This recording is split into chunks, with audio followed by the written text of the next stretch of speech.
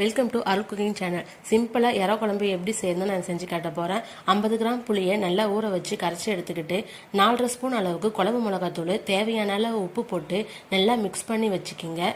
Stove பற்ற வச்சு ஒரு பாத்திரத்தை வச்சு ஒரு 4 ஸ்பூன் அளவுக்கு எண்ணெய் ஊற்றி எண்ணெய் நல்லா சூடானதும் கடுகுளுத்தம் பருப்பு, வெந்தயம், மிளகு போட்டு நல்லா பொரிஞ்சதும் பூண்டு நல்லா நசுக்கி போட்டுங்க. 2 பச்சை மிளகா, கொஞ்சம் கருவேப்பிலை, 2 மீடியம் சைஸ் வெங்காயம், 2 மீடியம் சைஸ் தக்காளியும் போட்டு நல்லா வதக்கிக்குங்க.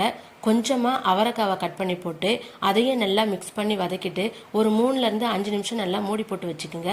காய் நல்லா வெந்துடும். அதுக்கப்புறம் கரைச்சி வச்ச மிளகாத்தூள் கரைசலையும் அதில் ஊற்றிட்டு நல்லா குழம்ப கொதிக்க வைங்க.